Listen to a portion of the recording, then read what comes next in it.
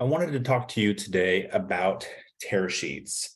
Tearsheets, otherwise known as your digital notebook, are static lists that allow you to organize your workflow, who you're talking to, what the job is, who the contact is. So everything you need from a communication standpoint is in one location. As you see on my screen here, I usually start this process from the jobs list itself. As you can see here, I have this engineer position. If I was clicking into it and I wanted to start working on this job, what I would first do is add it to that tear sheet.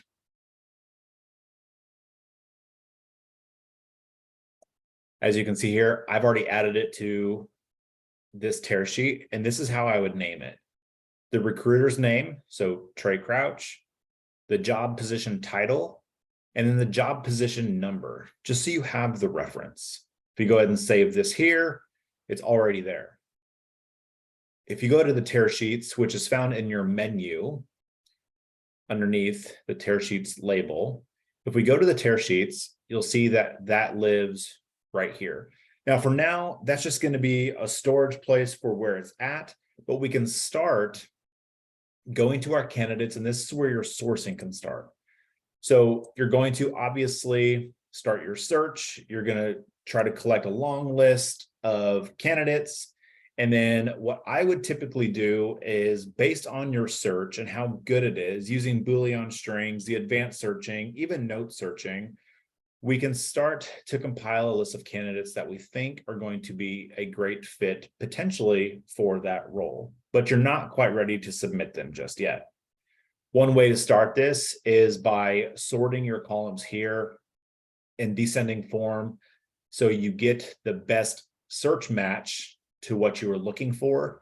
From here, I like to take just one extra step towards just making sure this is someone I want to add to my tear sheet.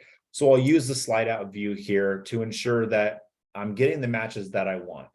As you can see, we do have some yellow highlighted letters and words here. Those are, again, indications of why they were pulled up and why they scored so greatly. So based on my search with engineer and quotations, which is pretty simple, obviously, this is why this candidate was brought up in this manner. I can quickly skim and be like, okay, yeah, that's a great fit. So from there, I'm going to get out of the slide view. From here, I want to add Jane to, I'm going to add someone else. It's already added Jane.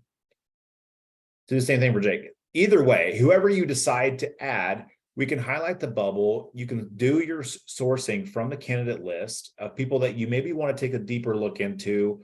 Maybe you want to screen them if they're not screened yet, and then you can start that process of elimination to actually submit them internally to either your sales manager or whoever it may be, and then eventually cut that list down even further to be sending over to the client. So once I have these bubbles filled, I would go up to the selected button here, drop down that action item, and again, we're adding to the tear sheet. And if you remember the tear sheet name here, started with TC. I'm going to pull this up. It is right here in existence. I'm going to hit save.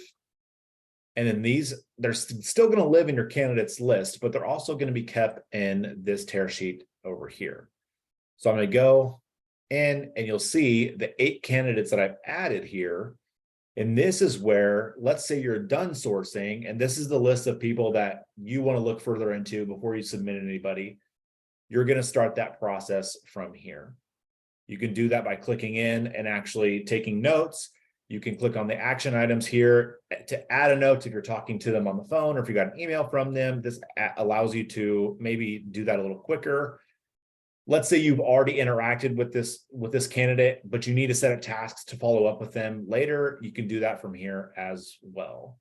Either way, as you're going through it, you can see who you need to communicate to. So you know Jennifer Lasso is going to be the client contact that you're submitting client submitting these people to, or if you have questions about the job posting, you can use that all from this piece of information. One thing to keep in mind as compared to a list such as the candidates list is that a tear sheet is a static list. So if you search, this list will not be updated if someone else comes into your database that is also a potential good fit. that would be something you could do from the candidates list, because these lists are dynamic. Now, one thing I could do, now this is a big list, right? 1,500 people. Obviously, I would probably want to refine my search a little more to get that down to a more reasonable number. And then from there, I can also save this as a search because it is dynamic. So maybe I want to do this as an engineer. Once I save that, now when I come back to my bullhorn, maybe it's 3 days later, there have definitely been some more applicants. There have been more people coming into the database. If I pull up that favorites list, since it's dynamic, if people entered the database that matched your search, they will fall into this list as well. So this is going to be your live feed, and then you can feed them over to that tear sheet before you're submitting them to any one of your managers or the clients. I hope this helps. And if you have any questions, please reach out. Thank you.